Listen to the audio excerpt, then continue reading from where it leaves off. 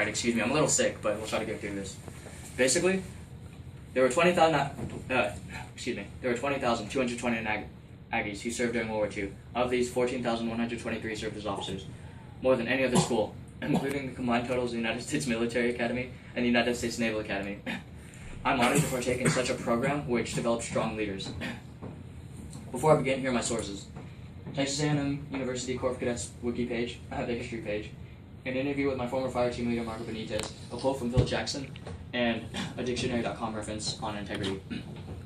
Howdy, my name is Cameron Crawford, and I'm going to tell you a bit about my experience as a freshman in the Corps of Cadets at Texas A&M. My experiences in the Corps has taught me many things, but most importantly, I was taught about effort, teamwork, and the value of integrity. When I started freshman year, I didn't really know what to expect. I knew that I would be punished if I did something wrong, and I knew I had to abide by a set of rules, even the seemingly pointless rules.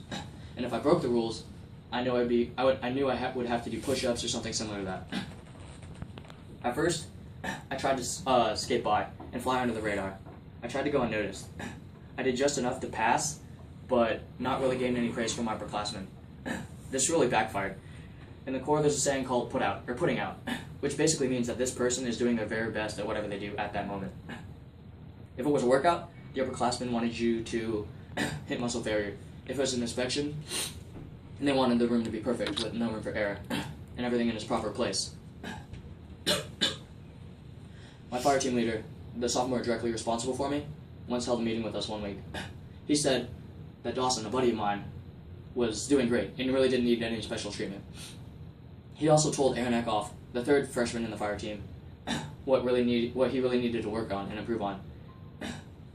He then told me that I was just kind of there.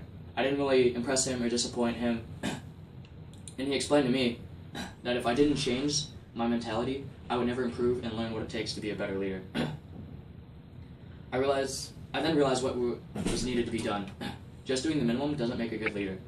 I realized that people will value effort and hard work way more than the minimum, but I also realized that sometimes effort alone will not always get the job done. Sometimes people may try their very best, but a sizable task might be too much for that single person. That's usually where teamwork comes into play. I quickly learned that I would not be able to do everything on my own. I had to turn elsewhere for help. I also learned that it's actually acceptable to ask for help or rely on others to make up for any of my own shortcomings. During the freshman year, a big lesson learned is unity. If one of us makes a mistake, we're basically all at fault. I learned that I was responsible for the actions of others, and that my buddies were accountable for my mistakes. This method for accountability teaches one to keep themselves in check while making sure that others are doing the right thing. And I basically began to trust my buddies, and we began to develop a method of teamwork. After a while, it became second nature to check each other for mistakes. You would check yourself over, and then you would check the person to your left and your right. I then learned, but I also learned that I was not the best at everything. I would be the best at some things, but someone else might be the best at something different. And we would compensate for each other's faults. I could not have gotten basically to where I am today without the help of my buddies.